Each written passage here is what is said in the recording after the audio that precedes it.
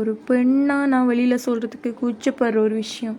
மொத்த ட்ரெஸ்ஸுமே களையப்பட்டு நான் ஒரு வித்தியாசமாக இருந்தேன். முகநூலில் நண்பரான நபருடன் வெளிநாடு செல்வதற்காக மன்னாரைச் சேர்ந்த பெண் ஒருவர் வவுனியாவைச் சேர்ந்த நபர் ஒருவரை நம்பி இந்தியாவுக்கு சென்றிருக்கின்றார். அதன் தொடர்ச்சியாக அந்த பெண் சீரழிக்கப்பட்டிருக்கின்றார். அந்த காட்சியை அந்த நபர் காணொலியாக பதிவு செய்து மிரட்டி அந்த பெண்ணிடமிருந்து 20 லட்சம் ரூபாய் பணத்தை பெற்றிருப்பதாக தெரிவிக்கப்பட்டிருக்கின்றது. இது தொடர்பாக ஒரு ஆடியோவை அந்த பெண் வெளியிட்டிருப்பதாக கூறப்படுகின்றது. சமூக வலைதளத்திலே அந்த ஆடியோ தற்பொழுது வெளிவந்திருக்கின்றது. இந்த விடயத்தில் என்ன நடந்தது என்பது தொடர்பாக விரிவாக பார்க்கலாம். அதற்கு முதல் JK ரிப்போர்ட் எனப்படுகின்ற இந்த யூடியூப் சேனலை சப்ஸ்கிரைப் செய்து கொள்ளுங்கள். தொடர்ந்து அருகில் இருக்கின்ற பெல் பட்டினை கிளிக் செய்வதன் ஊடாக நான் போடுகின்ற ஒவ்வொரு காணொளிகளையும் நீங்கள் உடனுக்குடன் பார்க்கக்கூடிய வகையிலே இருக்கும். நான் நடராசா ஜெயகாந்தன். தற்பொழுது செய்திகளுக்குள்ளே செல்லலாம். மன்னாரை சேர்ந்த பெண் ஒருவருக்கு வவுனியாவை சேர்ந்த இளைஞன் ஒருவருடன் முகநூலூடாக நட்பு ஏற்பட்டிருக்கின்றது. அதன் தொடர்ச்சியாக கடந்த 5ஆம் மாதம் அந்த இளைஞனுடன் அந்த பெண் இந்தியாவுக்கு சென்றதாக கூறப்படுகின்றது. அதாவது அந்த இளைஞன் வெளிநாடு அழைத்துச் செல்வதாக கூறி அந்த பெண்ணை அழைத்துச் சென்றதாகவும், இந்த சூழ்நிலையில் தமிழகத்தில் சென்னையில் உள்ள ஒரு ஹோட்டல் ஒன்றில் அந்த பெண் தங்க வைக்கப்பட்டிருந்ததாகவும், அப்போது இரவு வேளை உணவு கொண்டு வந்து தந்ததாகவும் அதனை தான் உண்டதாகவும், அதுக்கு பிறகாக எழுந்து பார்த்த போது எனது ஆடைகள் கலந்திருந்ததாக அந்த பெண் குறிப்பிட்டிருக்கின்றார். அதுக்கு பிறகாக தனது வாட்ஸ்அப் இலக்கத்திற்கு ஒரு வீடியோ வந்ததாகவும், அந்த வீடியோவில் தன்னுடைய உடலை என்னை அழைத்து வந்த அந்த நபர் காணொலியாக எடுத்து அதனை எனக்கு அனுப்பி அதன் தொடர்ச்சியாக தனக்கு 20 லட்சம் ரூபாய் தர வேண்டும் என்று மிரட்டியதாகவும், தான் மானத்திற்கு பயந்து 20 லட்சம் ரூபாய் பணத்தை அந்த நபருக்கு வழங்கியதாகவும், அதற்கு பிறகாக ஒரு வழியாக தான் இலங்கை வந்ததாகவும் அந்த ஆடியோவிலே அந்த பெண் குறிப்பிட்டிருக்கின்றார். இது தொடர்பான ஆடியோ தற்பொழுது வெளிவந்திருக்கின்றது. அந்த ஆடியோவில் குறிப்பிடப்பட்டிருக்கின்ற விடயங்களை நீங்கள் முழுமையாக கேளுங்கள். ஹலோ, வணக்கம். என்னோட பேர் துளசி. நான் மன்னார். அல்பட்ரூஸ் என்ற பேரில் எனக்கு ஃபேஸ்புக்கில் அறிமுகமான ஒரு நபர் கடந்த 5ஆம் மாதம் என்னை வெளிநாடு கூட்டி போதா சொல்லி என்னை சென்னைக்கு அழைத்து போனார். அங்கே நங்கநல்லூர் என்ற ஒரு இடத்துல இருக்க ஒரு ஹோட்டலில் என்னை ஸ்டே பண்ண வச்சுட்டு அவர் வெளியில் போயிருந்தார். அன்றைக்கி நைட்டுக்கான சாப்பாடு அவர் வாங்கி வந்தார். நானும் இரவு உணவு தான் நினச்சி சாப்பிட்டேன். அது சாப்பிட்டு கொஞ்ச நேரத்துலேயே எனக்கு சுயநினைவு எதுவுமே இல்லாமல் உடம்பு ஒரு மாதிரி வர தொடங்கிட்டு, அதுக்கப்புறம் பார்த்தா எனக்கு மயக்கமே வந்துட்டு. அதுக்கப்புறம் என்ன நடந்துச்சு, அங்கே என்ன ஆச்சு, எதுவுமே எனக்கு ஞாபகம் இல்லை. அடுத்த நாள் காலைமே எழும்புன உடனே எனக்கு ரொம்ப தலைவலியாக உடம்பு ஃபுல்லாக பெயினாக இருந்துச்சு. அது மட்டும் இல்லாமல் ஒரு பெண்ணாக நான் வெளியில் சொல்கிறதுக்கு கூச்சப்படுற ஒரு விஷயம். மொத்த ட்ரெஸ்ஸுமே களையப்பட்டு நான் ஒரு வித்தியாசமாக இருந்தேன். எனக்கு என்ன நடந்துச்சு அந்த இடத்துல எதுவுமே தெரியலை. என்னை கூட்டி வந்தவரும் அங்கே இல்லை. அவரை தேடினேன், ஆனால் அவர் எங்கே போனார் எதுவுமே தெரியலை. கொஞ்ச நேரம் என்ன செய்கிறது என்று கூட தெரியாமல் நான் ஃபுல்லாகவே பிளாங்காக ஃபீல் பண்ணேன். அதுக்கப்புறம் பார்த்தா என்னோடய வாட்ஸ்அப்பில் எனக்கு ஒரு வீடியோ சென்ட் பண்ணியிருந்தார். அதை டவுன்லோட் பண்ணி பார்க்கும்போது தான் தெரிஞ்சிச்சு என்னை பலாத்காரம் செஞ்சுருக்காங்க சொல்லி.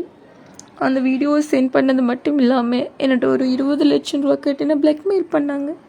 நான் என்ன செய்கிறதுன்னு தெரியலை, என்ன மானம் பாதுகாக்கணும் அப்படின்னு சொல்லி அவங்க கேட்ட பணத்தை கொடுத்தேன். ஏன்னா அந்த வீடியோ லீக் பண்ணிடுவேன், உன்னை மானவங்கப்படுத்துவோம் அப்படிலாம் என்னை போட்டு பிளாக்மெயில் பண்ணாங்க.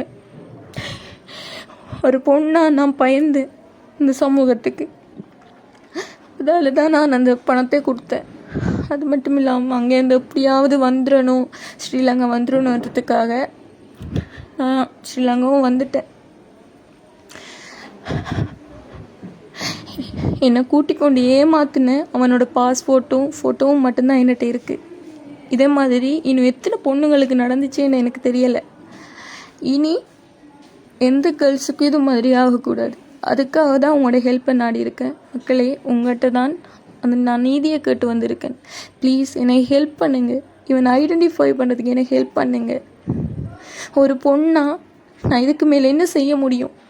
சமூகத்தில் உங்கள்கிட்ட கேட்குறேன், ப்ளீஸ் இது மாதிரி இனி யாருக்குமே நடக்கக்கூடாது. எனக்கு நடந்த கொடுமை மாதிரி நம்பி போன அவனை ஃபாரின் தானே கூட்டி போகிறான்னு சொல்லி என் மானம் இழந்து பணத்தை இழந்து இப்போ நிற்கதையாக நிற்கிறேன். ப்ளீஸ் எனக்கு இவனை ஐடென்டிஃபை பண்ணுறது. ஆகவே இவ்வாறான ஒரு சம்பவம் பதிவாகி இருக்கிறது. அந்த பெண் இவ்வாறு ஒரு குற்றச்சாட்டை முன்வைத்திருக்கின்றார். இது தொடர்பாக தற்பொழுது முகநூல் பக்கத்திலே தகவல்கள் வெளிவந்திருக்கின்றது. இந்த ஆடியோவும் முகநூலிலே பரவி வருகின்றது. நான் இவ்வாறெல்லாம் அங்கு பாதிக்கப்பட்டேன், இனி யாருக்கும் இதுபோல் நடக்கக்கூடாது, குறித்த நபர் தண்டிக்கப்பட வேண்டும், மானத்துக்கு பயந்து நான் 20 லட்சம் ரூபாய் பணத்தை கொடுத்து விட்டேன், என்னை இவ்வாறு அழைத்துச் சென்று அந்த நபர் மோசடி செய்து விட்டார் என்று அந்த பெண் கூறுகின்றார்.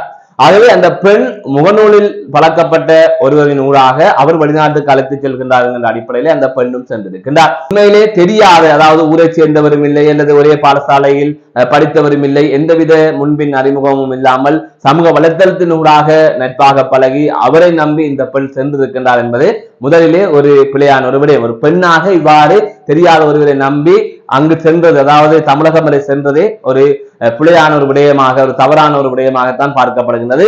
அதாவது அது உங்களது பாதுகாப்பை கேள்விக்குள்ளாக்கும் என்பதுதான் அதன் கருத்து. அதைத்தான் பலரும் கூறி வருகின்றார்கள். அதை தாண்டி இப்படி ஒரு பெண் தன்னை நம்பி வந்திருக்கின்றார் என்று சொன்னால் அந்த பெண்ணை பாதுகாப்பாக அழைத்து செல்ல வேண்டிய பொறுப்பு ஒரு ஆணுக்கு இருக்கின்றது. தெரிந்த பெண்ணோ, தெரியாத பெண்ணோ, பழகிய பெண்ணோ, பழக்கம் இல்லாத பெண்ணோ, ஒரு பெண் என்னை நம்பி வருகின்றார் என்கின்ற போது அந்த பெண்ணின் நம்பிக்கையை காப்பாற்றுவதுதான் ஒரு ஆண் மகன், அவன் தான் உண்மையான ஆண் என்று கூறலாம். அப்படி இருக்கின்ற போது அந்த பெண்ணை இவ்வாறு அழைத்து சென்று சீரழித்து அதன் தொடர்ச்சியாக அதனை காணொலியாக பதிவு செய்து அந்த பெண்ணை மிரட்டி இவ்வாறு பணம் பெற்றதாக கூறப்படுகின்றது. உண்மையிலே இது தொடர்பான தகவல்கள் வெளிவந்திருக்கின்றது, சமூக வலைதளத்தில் தான் வெளிவந்திருக்கிறது. இது தொடர்பாக விசாரணைகள் மேற்கொள்ளப்பட வேண்டும். அந்த பெண் போலீஸ் நிலையத்தில் ஒரு முறைப்பாடு கொடுத்திருக்க வேண்டும். அந்த பெண் போலீஸ் நிலையத்தில் முறைப்பாடு கொடுத்திருக்கின்றாரா இல்லையா என்பது தொடர்பான தகவல் கூட வெளிவரவில்லை. இதிலே சொல்லப்படுகின்ற விடயம் உண்மையா அல்லது இதற்கு பின்னணியில் வேறு எதுவும் இருக்கா என்கின்ற விசாரணைகள் எல்லாம் மேற்கொள்ளப்பட்டதன் பின்னர் தான் இந்த காணொலியின் உண்மைத்தன்மை தொடர்பாக நாங்கள் ஒரு முடிவுக்கு வர முடியும். எனவே இது தொடர்பாக சரியான ஒரு விசாரணையை மேற்கொள்ளப்பட வேண்டும். இவ்வாறு சமூக வலைதளத்தில் வருகின்ற காணொலியை வைத்து 100க்கு 100% உண்மை என்கின்ற ஒரு முடிவுக்கு வர முடியாது. அதேவேளை இது ஒரு தவறான தகவல் என்கின்ற முடிவுக்கும் வர முடியாது. பொறுத்திருந்து பார்ப்போம் அடுத்த கட்டமாக இதிலே என்ன நடக்க இருக்கிறது. மீண்டும் ஒரு காணொலி சந்திக்கின்றேன். நான் நடராசா ஜெயகாந்தன். ஹலோ, வணக்கம். என்னோட பேர் துளசி. நான் மன்னார். அல்பட்ரூஸ் என்ற பேரில் எனக்கு ஃபேஸ்புக்கில் அறிமுகமான ஒரு நபர் கடந்த 5ஆம் மாதம் என்னை வெளிநாடு கூட்டி போதா சொல்லி என்னை சென்னைக்கு அழைத்து போனார். அங்கே நங்கநல்லூர் என்ற ஒரு இடத்துல இருக்க ஒரு ஹோட்டலில் என்னை ஸ்டே பண்ண வச்சுட்டு அவர் வெளியில் போயிருந்தார். அன்றைக்கி நைட்டுக்கான சாப்பாடு அவர் வாங்கி வந்தார். நானும் இரவு உணவு தான் நினைச்சு சாப்பிட்டேன். அது சாப்பிட்டு கொஞ்ச நேரத்துலேயே எனக்கு சுயநினைவு எதுவுமே இல்லாமல் உடம்பு ஒரு மாதிரி வர தொடங்கிட்டு, அதுக்கப்புறம் பார்த்தா எனக்கு மயக்கமே வந்துட்டு. அதுக்கப்புறம் என்ன நடந்துச்சு, அங்கே என்ன ஆச்சு, எதுவுமே எனக்கு ஞாபகம் இல்லை. அடுத்த நாள் காலைமை எழும்புன உடனே எனக்கு ரொம்ப தலைவலியாக உடம்பு ஃபுல்லாக பெயினாக இருந்துச்சு. அது மட்டும் இல்லாமல் ஒரு பெண்ணாக நான் வெளியில் சொல்கிறதுக்கு கூச்சப்படுற ஒரு விஷயம், மொத்த ட்ரெஸ்ஸுமே களையப்பட்டு நான் ஒரு வித்தியாசமாக இருந்தேன்.